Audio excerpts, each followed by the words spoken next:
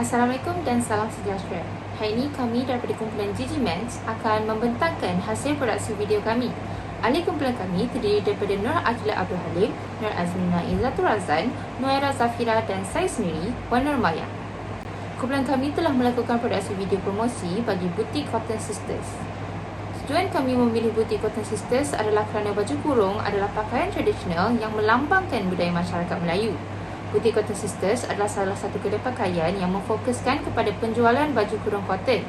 Bukan itu sahaja, tujuan perniagaan ini dijalankan adalah untuk memartabatkan pemakaian tradisional dalam kalangan masyarakat sekarang.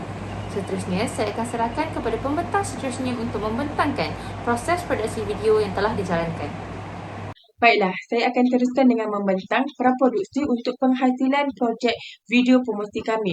Terdapat 4 peringkat yang kami laksanakan bagi menjayakan suntingan video ini, iaitu yang pertama, pencarian produk.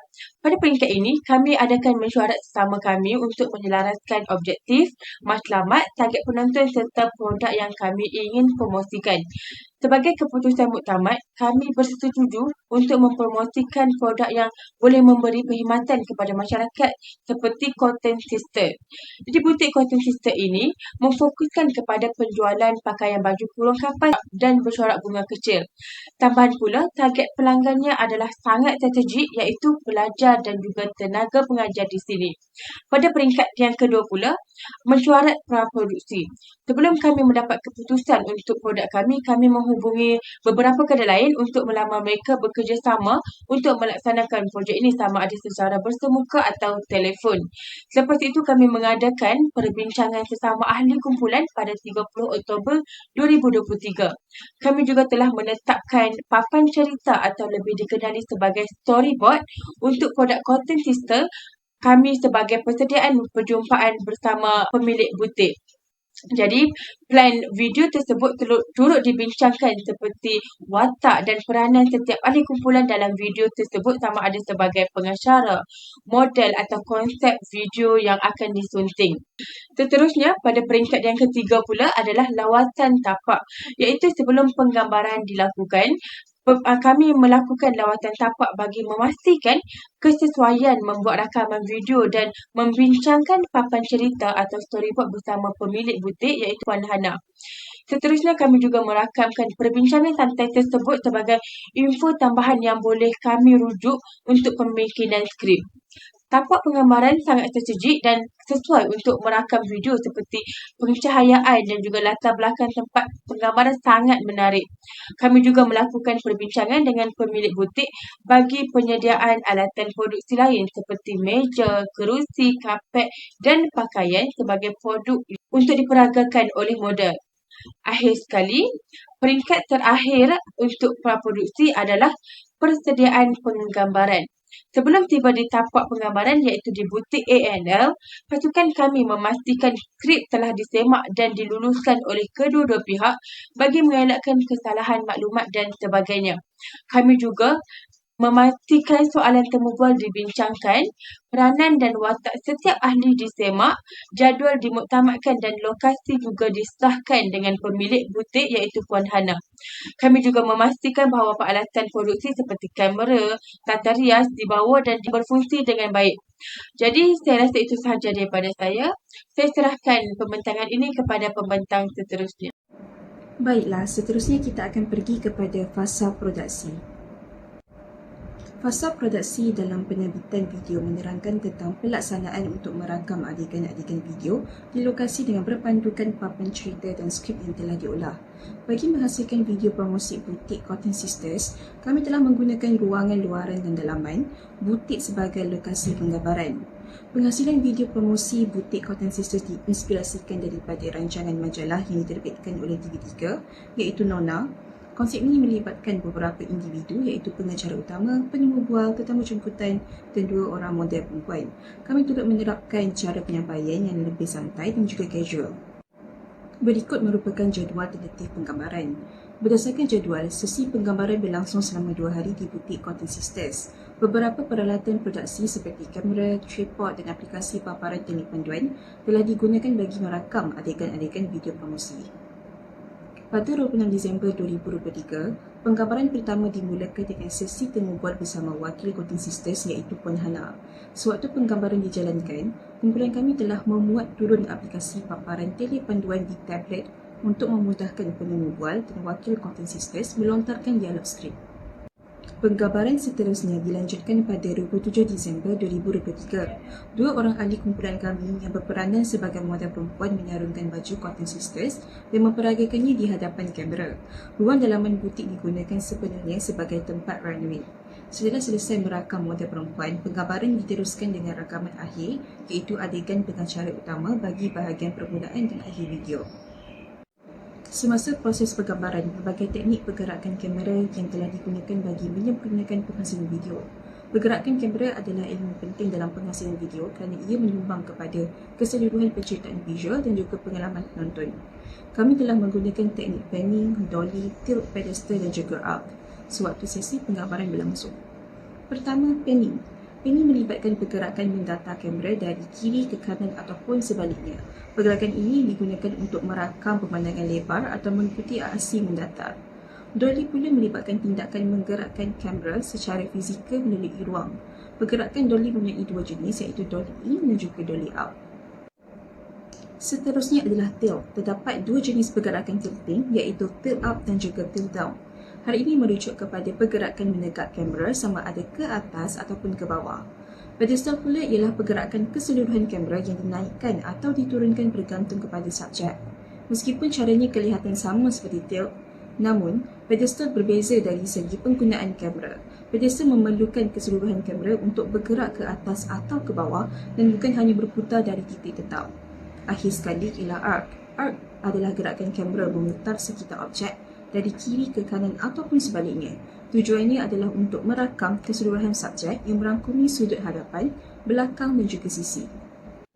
Jadi itu sahaja penerangan daripada saya tentang fasa produksi kami. Kita akan beralih pula kepada fasa pasca produksi.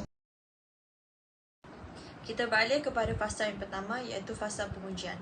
Jadi fasa pengujian dalam proses pasca produksi video merupakan tahap kritikal untuk memastikan hasil akhir mematuhi piawai kualiti yang diinginkan. Pengujian pada projek video kami merangkumi beberapa aspek penting. Salah satunya adalah pengujian terhadap kualiti visual di mana jurukamera menilai kualiti video, resolusi dan perincian visual untuk memastikan ketiadaan masalah atau ketidaksesuaian visual. Seterusnya, ujian terhadap kualiti audio dilakukan setelah proses produksi di mana jurukamera menguji kualiti audio seperti dialog untuk memastikan hasil audio yang optimum. Jadi pengujian kohesi native juga merupakan langkah penting selepas proses rakaman dilanjutkan. Misalnya dengan memastikan tiada kekurangan atau kesalahan dalam penceritaan yang disampaikan serta selari dengan storyboard yang telah dibincangkan sebelumnya. Pengujian kesesuaian warna dilakukan selepas rakaman di mana penyunting memeriksa konsistensi dan kesesuaian warna pada setiap babak. Jadi pengujian terhadap efek visual oleh penyunting juga dijalankan untuk memastikan kualiti video yang tinggi seperti penyelesaian terhadap efek visual warna. Akhir sekali ialah pengujian pemutaran semula video iaitu penyunting membuat pengulangan video selepas selesai satu babak. Ini bagi memastikan video dapat diputar dalam keadaan yang baik di pelbagai platform. Jadi fasa pengujian ini membantu mengidentifikasikan dan mengatasi potensi masalah sebelum video dihasilkan dan juga memastikan kualiti video yang dihasilkan adalah tinggi dan mencapai kepuasan pengguna. Seterusnya ialah fasa penilaian. Jadi fasa penilaian dalam proses pasca produksi video melibatkan beberapa aspek utama. Antaranya ialah penilaian terhadap urutan babak, potongan rakaman dan alur cerita. Perkara tersebut merupakan fokus utama dalam penyuntingan.